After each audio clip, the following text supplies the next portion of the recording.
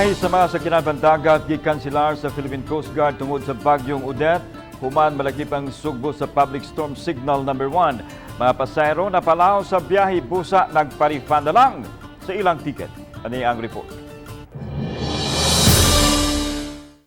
Mao kini ang kahimtang sa ticketing office sa Pier 1 sa Dakbayan sa Sugbo diin, naglinya ang mga tao. Dili mulukat apan magpa-refund silang ticket human kansilaha ang biyahe tungod sa daotang panahon. Hinoon ang naay uban nga nagpa-reschedule na lang aron masiguro nga makauna sa paglarga sa gayon nga tugutan na ang biyahe.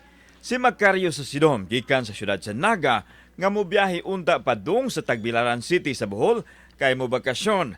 Dugay na siyang wa makauli apan ang kahinam na palaw kay wa may biyahe. Murag naluwag-luwag naman di murag ko ka nang naganaan nga muli.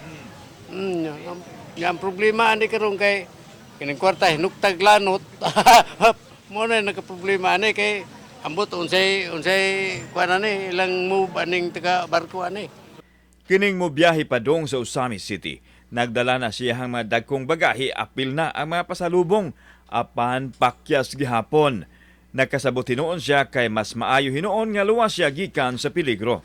Karon na pag abot na mo diri sa Pantalan, wala man nga text ang kuan, shipping line na mo gud. Paglukat na mong ticket. Samtang ipadayag sa manager sa ticketing office nga mamahimo rang i-refund nila ang bayad sa ticket o reschedule nga dunay validity nga unom ka buwan. Gi-cancel na mga ginamot tanan, sir. Whole day na. Kay tungod kay na naman tayo storm signal number 1. Pipila lamang sila sa mga stranded passengers nga namasin unta nga makauli silang probinsya aron magsaulog sa Pasko apan gumikan sa bagyong Odette. Imposibleng mahitabo. Samtang ang Pantalan diri sa Dakbayan Sugbo gisirada na, nagpasabot lang nga wa biyahe nga gitugutan gumikan usab niining nasinati karon nga weather disturbance.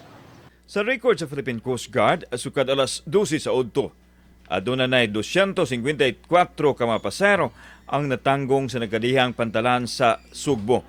Aduna usay 46 ka mga barko ang wa makalarga ug aduna usay rolling cargo nga 81. Kauban si Cleofer Lumayag, ako si Alan Domingo. Balitang Bisdak.